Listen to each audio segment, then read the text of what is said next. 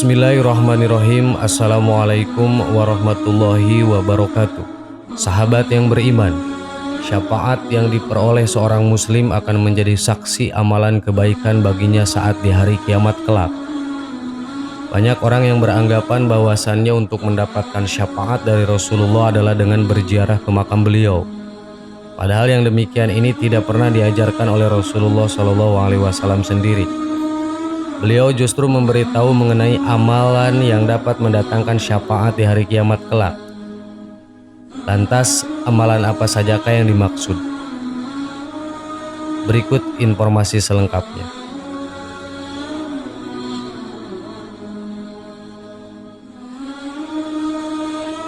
Satu, tauhid dan mengikhlaskan ibadah kepada Allah serta ittiba kepada Rasulullah SAW. Amalan yang pertama yaitu tauhid dan mengikhlaskan ibadah kepada Allah serta ittiba kepada Rasulullah SAW.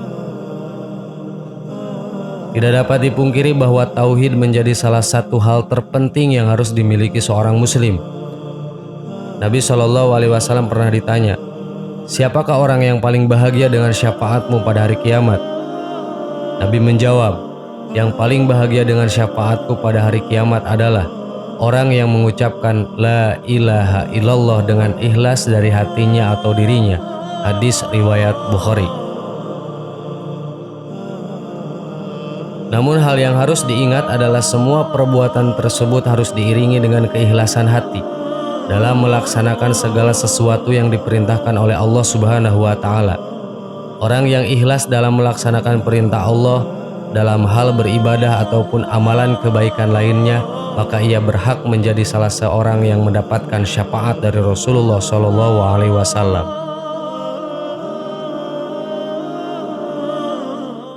2. Salatnya sekelompok orang muslim terhadap mayit muslim.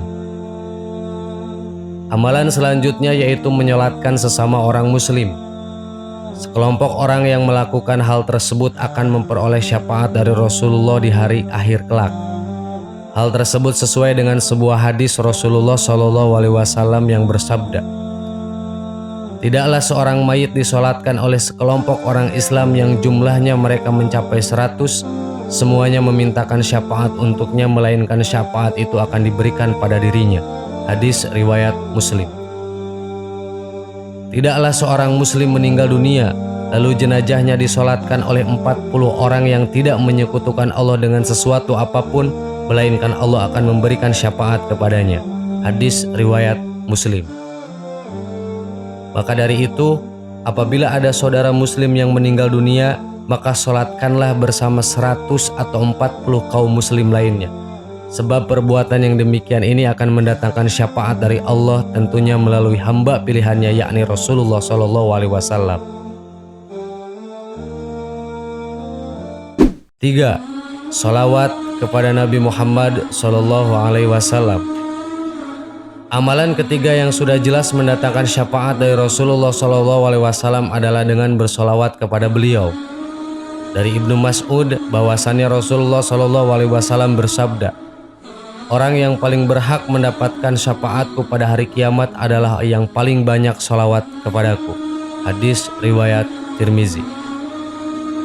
Barang siapa yang bersolawat kepadaku di pagi hari 10 kali dan di sore hari 10 kali, maka dia akan mendapatkan syafaatku pada hari kiamat. Hadis riwayat Tabrani, dihasankan oleh Imam Al-Munziri, Al-Haythami, Al-Albani rahimahullah. Maka berbahagialah orang yang senantiasa bersolawat kepada Rasulullah sesuai dengan tuntunan yang telah diajarkannya. 4. Puasa, baik puasa wajib maupun puasa sunnah. Selain bersolawat kepada Rasulullah, ternyata menjalankan puasa wajib ataupun sunnah menjadi salah satu jalan untuk mendapatkan syafaat dari Rasulullah SAW di akhirat kelak. Rasulullah SAW bersabda, "Puasa dan Al-Quran akan memberi syafaat kepada seorang hamba pada hari kiamat kelak. Puasa akan berkata, 'Wahai Robku, aku telah menahannya dari makan pada siang hari dan nafsu syahwat. Karenanya perkenankan aku untuk memberi syafaat kepadanya.' Sedang Al-Quran berkata, 'Aku telah melarangnya dari tidur pada malam hari. Karenanya perkenankan aku untuk memberikan syafaat kepadanya. Maka keduanya pun memberikan syafaat. Hadis riwayat Ahmad. Kedua amalan ini di hari kiamat kelak akan berdoa kepada Allah dan meminta izin kepadanya untuk memberikan syafaat bagi orang yang mengamalkan puasa dan membacakan Al-Quran.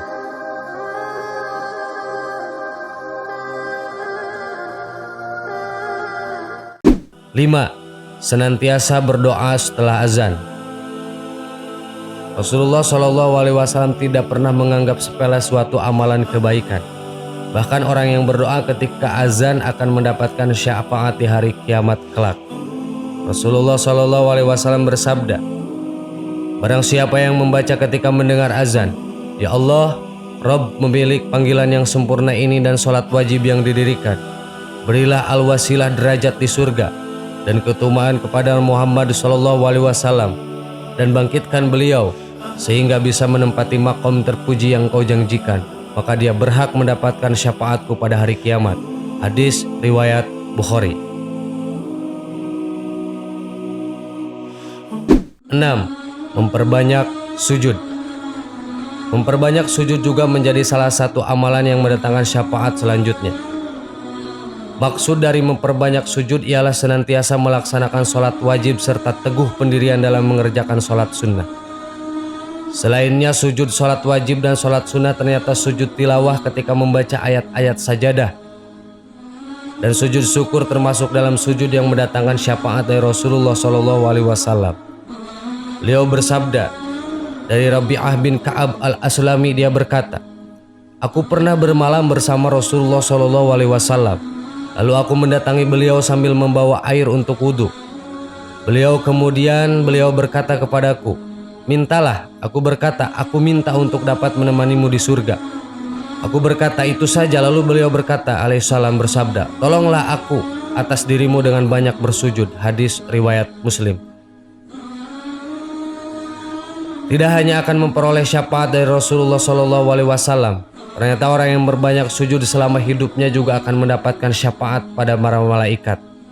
Dalam hadis sahih, Rasulullah SAW bersabda, apabila Allah telah selesai memutuskan di antara hamba-hambanya dan Allah ingin mengeluarkan hamba-hambanya yang terjatuh ke neraka bagi hamba yang bersaksi bahwa tiada Tuhan yang berhak disembah kecuali Allah, Allah pun memerintahkan para malaikatnya untuk mengeluarkan hamba-hamba yang menyembah kepada Allah Subhanahu wa Ta'ala.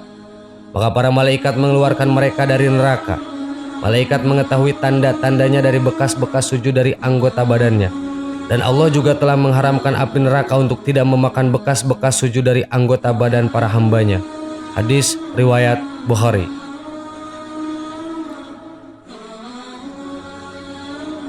7.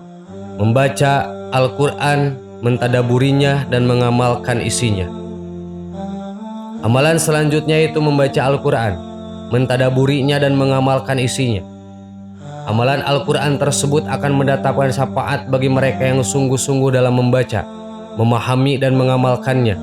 Dari Abi Umamah bahwasannya dia mendengar Rasulullah SAW bersabda, bacalah Al-Quran, sesungguhnya Al-Quran akan datang pada hari kiamat sebagai pemberi syafaat bagi sahabatnya. Hadis riwayat Muslim. 8. Tinggal di Madinah, sabar terhadap cobaannya dan wafat di sana. Amalan terakhir yang mendatangkan syafaat dari Rasulullah adalah tinggal di Madinah, sabar terhadap cobaannya dan wafat di sana.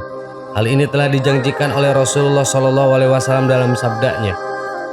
Beliau bersabda, tidaklah seorang sabar terhadap kesusahannya, kemudian dia meninggal, kecuali aku akan memberikan syafaat padanya atau menjadi saksi baginya pada hari kiamat, jika dia seorang muslim. Hadis riwayat Muslim. Maka beruntunglah bagi mereka yang senantiasa bersabar ketika mendapatkan cobaan saat berada di Madinah, sebab Rasulullah akan memberikan syafaat kepadanya. Rasulullah SAW bersabda, tidaklah seseorang dari umatku sabar terhadap cobaan Madinah dan kesusahannya, kecuali aku akan memberikan syafaat padanya atau menjadi saksi baginya pada hari kiamat.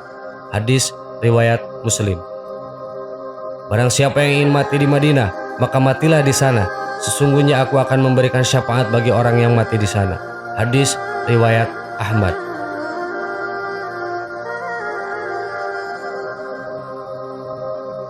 sahabat yang beriman. Itulah 8 amalan yang dapat mendapatkan syafaat dari Rasulullah SAW. Semoga kita termasuk salah satunya. Amin. Allahu a'lam.